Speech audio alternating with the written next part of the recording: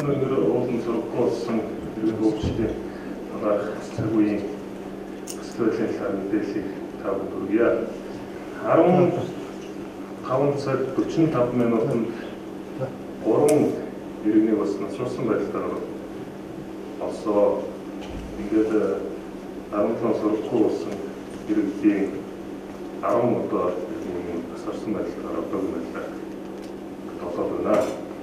За газар дээр нь ажиллаж байгаа штабын шийдвэрээр ерөнхий аврах ажлаа зохион байгуулж байгаа аврагч урагчдыг 17 цагт уулнаас буух үүрэг шийдлийн бөгөөд аврагч маань уулнаас буугаад штаб руу буусаа.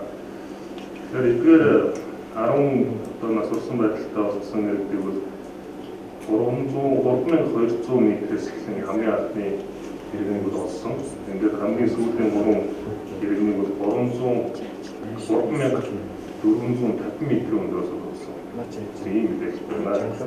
За нөхцөл байдал ямар нөхцөл байдал вэ гэхээр 5 мөч отон дөнгөр уул маань 4000 гаруй одоо метрийн өндөртэй. Тэгэхээр та бүхэн эдгээр хүмүүсийг бас хэдэн метрээс олж байгаа ямар өндөрөөс энэ хүмүүс ослоо одоо олсон бэ гэдэг талаар мэдээлэл өгөх гэдэг ойлгомжтой харж байгаа.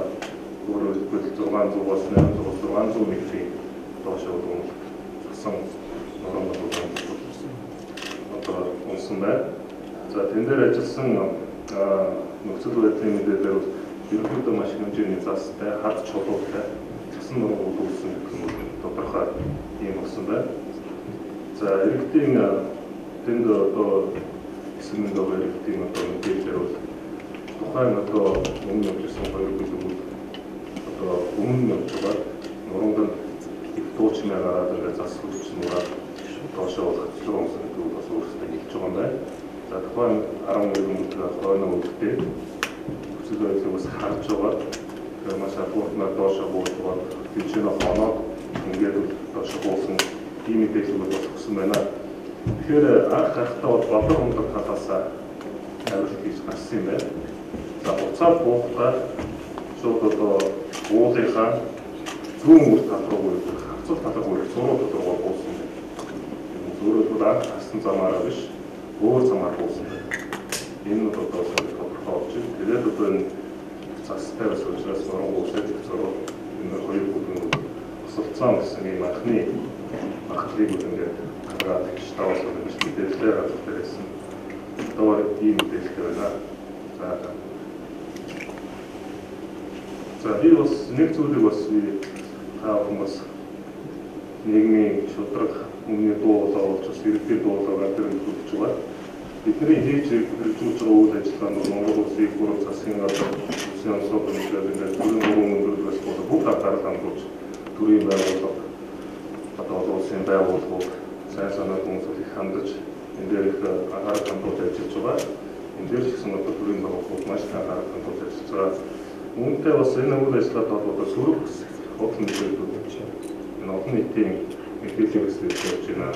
Та бүхэн энэ бас хариуцлагатай мэдээлэл хүмүүсийг бас цааш нь бас уламжлалж хэлэх хэрэгтэй байгаа гэж бодож байна. Жишээлбэл би дөрвөө цагийн энэ сайтыг бас хариуцж хэлдэг мэдээлэл оруулж байгаа хүмүүс бас бодлоо янз бүрийн зураг оруулсан ийм мэдээлэл битгий оруулж байна. Өнөөдөр энэ маш их сэтгэл зүйн хангалттай байгаа зөрчилдсөн байгаа нэрүүд чинь энэ зургийг сошиалаар үзэж чинь дивэндээ дамжуулж байна өөрөө чинь хямарч байна. Ийм зургууд тавиад байна. Эверестэд товсолцсон хүний зургийг тавиад онцгой байдлын зураг аваад тавьсан гэдэг цаад одоо аргыг ойлгож шүү дээ. Тэгэхээр энэ дөрвөө цагийн нөхцөл бас энэ бич зургаас анхаармаар байна. За хоёрт нь нийслэлийн мэдээгээд энэ болоог хүмүүс хайж байна. За энэ сайтлан дээр бол 10 жил иргэд нь бүгд нас орсон харамсалтай мэдээллийг өгдөг гэсэн ийм мэдээлэл тавиад бас одоо хүмүүс маш их зүйл 17 сар бол мөн асууж байна.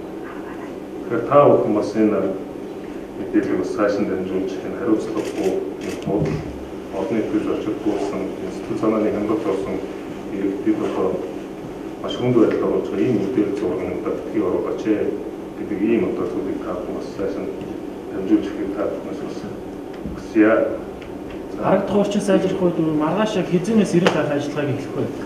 За өнөөдөр бол өглөө одоо тэнгэрэг цэвник цагаагаар тогтун өнөөдөр сайхан бас байсан учраас 6 цаг 5 минутаас 20 минут хооронд анхны хамталтын үлэг аврал өдөр болгосон байгаа. Тэгэхээр маргааш үеийн хуурай гадаа өглөө ингэж явуулна гэсэн төлөвлөгөөтэй байгаа. За одоогийн нөхцөл байдлыг та бүхэн маш их хүүтэн байна гэсэн юм хэлж байгаа. Уулын чинь 3200 м-ээс 500 ус салхитай, шуургатай, маш их салхи шуургатай. Дээрээс нь өөрсдөө бас ямар нэгэн байдлаар бас чинзаас янз бүрийн эрсдэлүүд байгаа. За бас нэг өндөрлөлтөд бол одоо маш их хүүтэн өндөртөр учраас бид нэр гэгээтэд наварч одоо авах үйлчлэг болж байгаа болохгүй. Тэгээд энэ ажил хүмүүсийн өөрсдийнх нь амнаас нь бас эрсдэлтэй учраас 5 цаг 17 цаг болсон байгаа шүү гэдэг үстэй. Шатар сайд Баянгор амьд газартаа тэгээд онгоцоосын дөрвөн цагаар 30 минутанд шатар үзсэн юм байсан. Өнөөдөр Баянгороос 9 онгоцоо цаг 25 минутын төлөвсөн байлээ. Тэгээд одоо 10 минут гарсан. Тэгээд газартаа